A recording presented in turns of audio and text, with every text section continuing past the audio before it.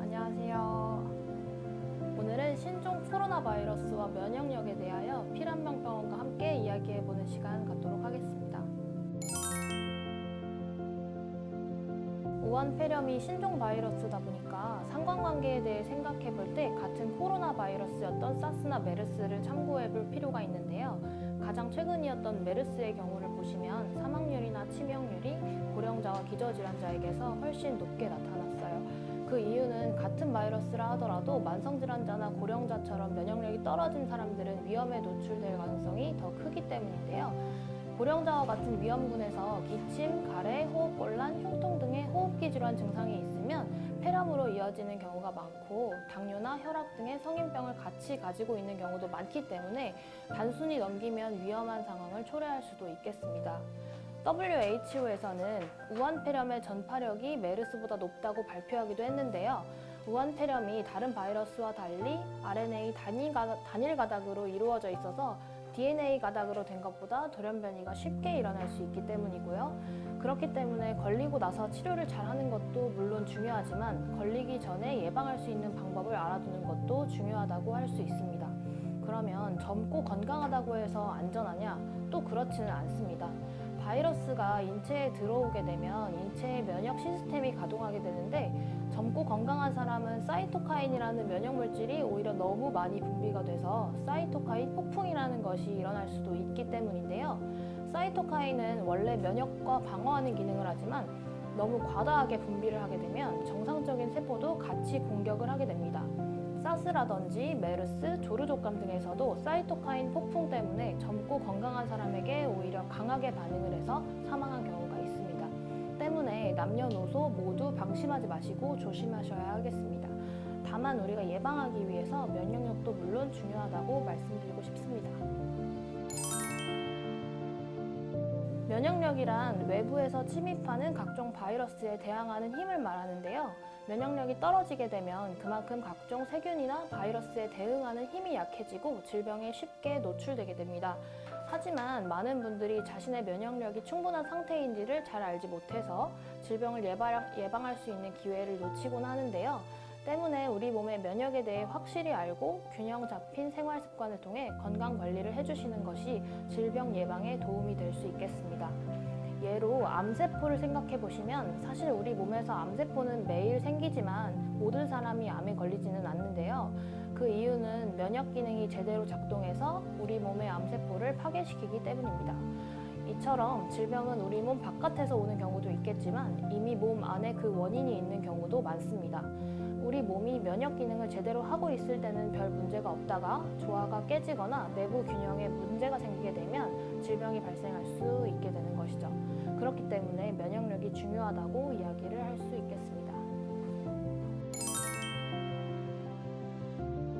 면역력이 좋을 때는 우리가 건강에 대해 무심해지기도 하고 좋은 컨디션도 유지될 가능성이 크기 때문에 사실 면역력에 대해 잘 인지하지 못하는 경우가 많습니다.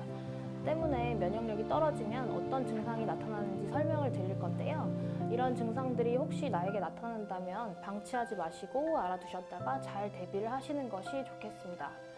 먼저 헤르페스라고 불리는 바이러스에 의해 발생하는 입술 주위 물집을 들 수 있는데요. 면역력이 떨어졌을 때 일상생활에서 겪게 되는 가장 흔한 증상이라고 할 수 있습니다.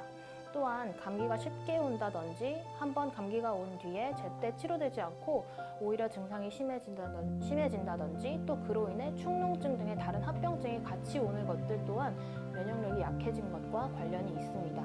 그 외에도 탈모라든지 피부 트러블이 갑자기 많이 올라온다든지 대상포진이 온다든지 피로감이 풀리지 않고 만성적으로 지속된다든지 류마티스 관절염 등의 자가면역 질환이 발생한다든지 여성분들의 경우에 지렴이 너무 자주 오고 또 치료해도 금방 재발을 한다든지 그리고 배탈이 잘 나고 소화불량이 너무 오래 지속된다든지 다양한 염증 질환이 잘 낫지 않고 만성염증으로 지속되는 경우에 면역력이 떨어졌을 때 나타날 수 있는 증상이라고 할 수가 있겠습니다.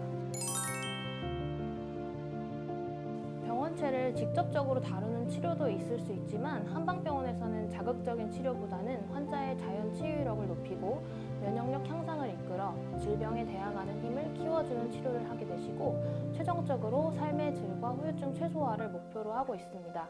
이미 미국이나 일본, 유럽에서는 상당히 한방 치료를 많이 하고 있는데요. 한방병원의 양한방 통합의학 치료는 자극적인 치료로 인한 면역력 저하나 환자의 희생을 최소화시키고 효력을 충분히 내는 데 도움이 될 수 있는 근거 있는 한약 치료를 처방하고 있습니다.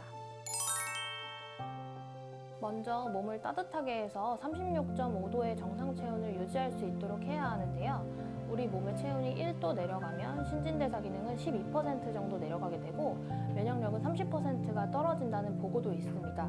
또한 내장의 활성효소 기능이 50%나 떨어진다는 연구 결과도 있는데 체온이 정상 상태로 유지되지 않고 저체온 상태로 지속되게 되면 혈관이 수축하면서 혈액순환이 원활하지 않고 그로 인해 조직 간 산소 교환율이 떨어져 면역력을 저하시키고 질병을 유발하기 좋은 환경을 조성하게 됩니다. 때문에 몸의 온도를 높일 수 있는 반신욕 등을 통해 우리 몸을 따뜻하게 하고 각종 수면장애, 우울증, 수족냉증 등의 질환도 예방할 수 있겠습니다. 둘째로 우리 몸의 장에는 면역물질의 70%가 모여 있습니다. 장내 세균이라는 말 들어보셨을 건데요. 실제로 장에는 약 200조 개의 장내 세균이 살고 있습니다. 장내 세균은 중간균이 70%, 유익균과 유해균이 각각 15%로 구성되어 있고 항생물질을 만들고 독소를 제거하는 기능을 하며 장내 생태계를 유지하고 있는데요. 이 균형이 무너져서 유해균의 비율이 지나치게 높아지게 되면 면역 기능도 현저하게 저하되어 각종 바이러스나 감염 질환에 취약해질 수 있습니다. 때문에 섬유질이 풍부한 채소나 과일 그리고 유산균이 들어있는 유제품을 섭취해서 우리 몸의 밸런스를 유지시키는 것이 면역력에 도움이 된다고 말할 수 있겠습니다. 셋째로 스트레스를 해소시키는 건데요. 우리가 오랜 시간 동안 스트레스를 받거나 혹은 시간이 길지 않더라도 극도로 심한 스트레스를 받을 경우 우리 신체는 스트레스 상황에서 이겨내지 못하고 신체적으로 방어하는 힘을 감소시키게 됩니다. 우리 몸은 손상과 회복을 반복하며 신체 리듬을 유지하는데 손상이 되고 있는 상황은 지속되면서 회복시키는 작용이 현저하게 떨어지게 되면 당연히 건강에 적신호가 발생할 수밖에 없겠죠. 따라서 각각 개인이 스트레스를 해소시키는 방법을 찾고 스트레스를 받았을 경우에 방치시키는 것이 아니라 운동이라든지 일기를 쓴다든지 독서, 명상, 영화 관상 등의 방법으로 적절히 해소를 시켜주는 것이 좋습니다. 넷째로 운동을 하는 것인데요. 하루에 30분 이상 햇빛에 노출된 상태로 유산소 운동을 하면 우울증이 예방되고 우울감을 느끼는 빈도가 줄었다는 보고도 있습니다. 이는 개인의 성취감을 고취시키고 일상에 긍정적인 효과를 주기 때문인데요. 이처럼 운동은 단순히 신체적으로 긍정적인 효과를 주는 것뿐만 아니라 정신 건강에도 필수적인 건강관리법이 되었다고 해도 과언이 아닙니다. 그 외에도 균형 잡힌 식단, 충분한 수면 등이 있는데요. 하루 8시간 정도로 충분히 잠을 취해서 하루의 피로를 풀어주는 것이 좋고 수면의 패턴은 일정하게 유지하되 멜라토닌이 풍부하게 분비되는 밤 11시부터 새벽 3시 사이 시간을 수면 시간에 포함시키는 것이 좋습니다. 이를 통해 면역과 관련된 세포를 보존하고 회복시켜줄 수 있겠습니다.